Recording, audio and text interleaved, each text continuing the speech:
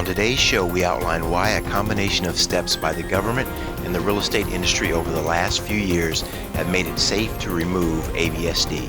Next on XTV with your host, Mark Loon. Good day, I'm Mark Loon. In the last few years, Singapore's government and real estate industry have worked hard to stabilize the property market. As we know from SRX research, both HDB and private apartment resale prices have declined as a result of the increase in supply and the government cooling demand with TDSR, which limits borrowing. But as you can see from this table, these measures have come at a cost. The value of a home, which is the primary savings vehicle for most households, has not kept up with the increase in median household income and GDP. As major economies slow and threaten a worldwide recession, now is the time to take action to bolster Singapore's property markets and promote stable growth. A good place to start is with the additional buyer stamp duty known as ABSD. Removing it would increase the flow of capital in the property markets and, with the proper restrictions, promote long-term asset appreciation and stimulate the economy. But we have some property analysts worrying that if the government were to ease ABSD, prices would then return with a vengeance to uncontrollable levels and erase all the hard work of 6 years of cooling measures. They also worry that overseas capital will flow out as easily as it flows in, destabilizing the property market. We would suggest that these concerns can be addressed. The market of today is much different from that of 2009. Not only is there more housing supply today, but we have learned what policy measures work and which ones don't. Since 2009, the market has implemented 3 tools that make it safe to remove ABSD.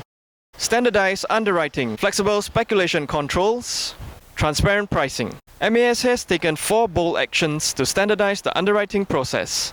It has tighten the loan-to-value limits for different loan scenarios, reduce maximum loan tenures, tighten the mortgage servicing ratio for HDB loans to 30%, impose a total debt servicing ratio of 60%. These MAS measures have proven to be much more effective in controlling demand than ABSD. With TDSR and MSR in place, we can be confident that removing ABSD will not return the market to the days of 2009. The second protection we have in place that was not there in 2009 is the Seller's Stamp Duty, or SSD. No economy wants hot money, but every economy needs capital to spur business and asset growth.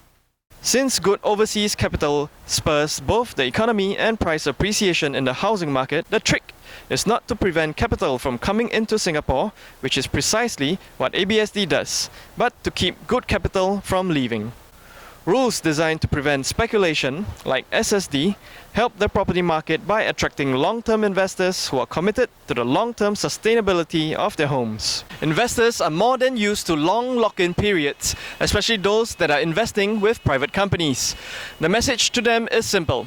If you want the safe haven of Singapore, then you need to commit to Singapore by staying invested in property for the long term. It's a fair trade. Finally, Singapore has much more transparency in pricing than it did during the go-go years. Since 2012, the government has made property data more accessible to the industry and to the general public. Meanwhile, the estate agencies and Street Sign Technology Group, a subsidiary of Singapore Press Holdings, formed by the Singapore Real Estate Exchange (SRX) to improve pricing transparency, productivity, and market efficiencies. Additionally, all market participants, including consumers, property agents, bankers, underwriters, policy analysts, and decision makers, have access to pricing tools like X-Value and Home Report. No longer are people making decisions in the dark. Pricing transparency safeguards the market against speculation and housing bubbles. Much has changed since the government scrapped the interest absorption scheme and interest-only loans in 2009.